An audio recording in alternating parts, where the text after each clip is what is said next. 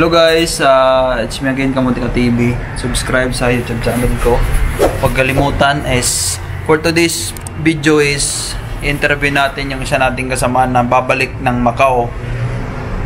Babalik na siya at lalaya na dito sa impyerno ng Thailand. Ayan, at may mga tatanong tayo mga kaunti sa kanya. At sana guys, pakinggan nyo yung isasagot niya. At sana may matutunan kayo. Yung mga lalo na yung mag-i-exit dito sa Thailand. Tanong natin yung mga experience niya dito habang nag-stay siya ng isang buwan sa Thailand. Ayan, ito na siya.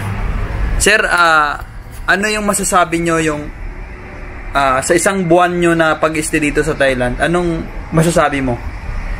Ang masasabi ko lang, wala talaga. Kahirap-hirap talaga yung ang maranasan nyo dito pag dito kayo umexit ng Thailand, lalo na sa dito na lugar na Soi 99. Walang ano dito, magandang kinabukasan, mahina yung part-time dito. Kaya dapat kung may plano kayo na magpa-part-time na magpunta ng Thailand, doon sa Pattaya, huwag kayong maniwala sa sabi-sabi na dito na maganda. Wala akong magandang karanasan dito.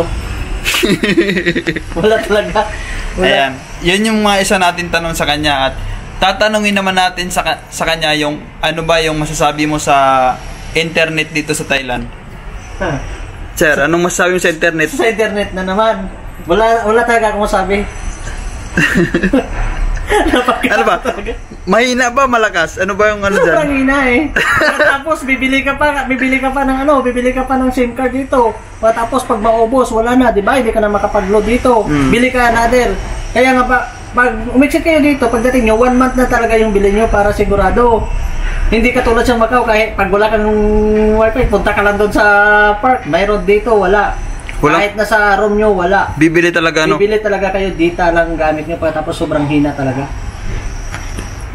Yan guys, mahina yung ano dito sa totoo lang.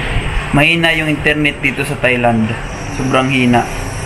Ayan, yun po yung mga isa natin, pangalawang tanong natin sa kanya. Tatanong naman natin ngayon kung happy naman siya na nag-stay siya dito sa Thailand. Happy ka ba, sir? Sa isang buwan? Sa totoo lang, hindi na ako paligo-ligo pa. Hindi talaga ako happy. Sa totoo lang. Siguro, yung ibang kabayan siguro, lalo na nakatira sa Pattaya, doon sila kasi daming part-time doon, daming bar doon, daming mga trabuhan. Happy siguro, pero pag ako tinanong kung dito, talagang happy ako dito, malaking kalukuhan. Malaking pagsisisi ko kung bakit dito ako napadpad sa lugar. Kung wala talaga to eh, layo eh.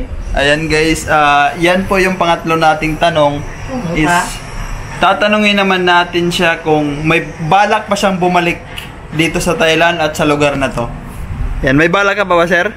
Siguro pag na-choice na naman ako ng Macau, babalik talaga ako ng Thailand. Babalik ako ng Pero sa isang salita, ibang lugar na hindi dito sa Soi 99. Sobrang lungkot ko talaga dito. Dito ako napadpad. Yun lang. Ayan guys, yun lang po. At ano pa ba yung pwede natin itanong? Ano naman masasabi niya dito sa mga presyo ng alak? Ayan, alak. Kasi siyempre lalaki tayo, hindi natin mawawasan mag-inom. Anong masasabi doon dito sa Thailand sa alak? Ayan, sir, anong masasabi mo sa part ng alak, pag-inom? Ano ba yung masasabi mo? Dito sa alak naman, sa ano talaga, mahal talaga dito. Tapos may limit yung pagbili mo dito. May oras talaga. Tapos ang lasa mahina talaga. Iba talaga pag sa Macau talaga. Iba talaga. No? Kasi sa Macau ka 23 mo, blue eyes mo 4 na kan. 2 kan, goods ka na dito. Wala kang 156, 3 buti. Hindi ka mamasig. Tapos mo sabi nila na spirit yun.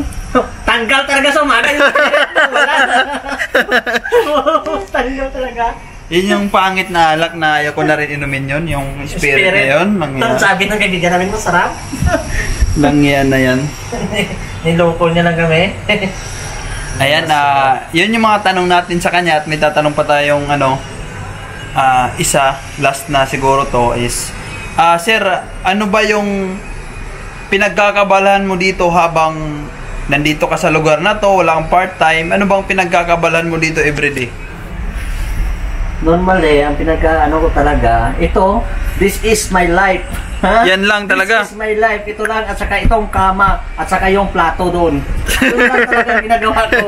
Kain, Araw-araw. kain. Yan, kain, cellphone, tulog, kape, yan lang, wala na. Yan na yan. Hindi naman. Ayan, no, bibili ka ng alak, ang mahal. Pagkatapos, pag gising yung sumaga, yung Sakit sa ulo. mo sobrang sakit.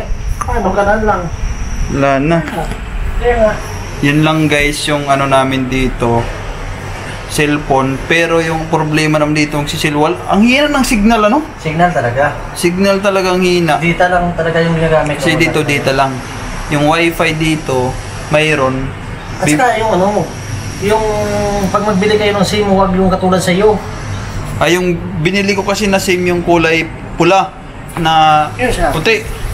Yung kulay pula kasi pangit yun, yung kulay pula.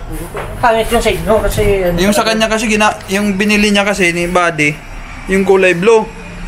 Yan, ito, bilhin nyo. Ito. Yan, ito. Ito yung bilhin nyo guys, yung kulay blue na to. Ito, malakas to internet. Kasi dati nagkukunik pa ako sa kanya malakas pa rin. Pero yung pula hindi. Yung pula guys, huwag nyong bilhin yun kasi yun gamit ko ngayon, ang hina talaga. Ang hina. Siguro naka-delete na ako, di pa nag-play yung sa YouTube. Yan lang guys, babalik na siya ng Macau. Shoutout sa mga dyan sa Macau. Goodbye, Thailand. Goodbye, happy na siya. At matagal niya nang pinapangarap makalaya dito. Ayan. Kung pwede na nga daw. Mabuti lang, binigyan ako ng pardon. Ano kasi, mabait siya dito sa Thailand. Nagpakabait talaga siya. Naging mabuti siyang example dito sa mga nandito rin mga kabayan sa Thailand. Ano din, mga bilanggo. Oo. Kaya nabigyan ako sa malaking papasalamat ko sa humahawak ng kulungan dito. Kasi binigyan niya ako ng pardon na makalaya. Pinalaya, no? Oo. Congrats. Kaya, Medyo maano yung sentensya mo. Isang buwan lang ano? Oo, isang buwan. Magaan. Kasi may pardon ako Oo, okay na din. Ayan, yung nangyari kasi sa akin, medyo, hindi ko alam.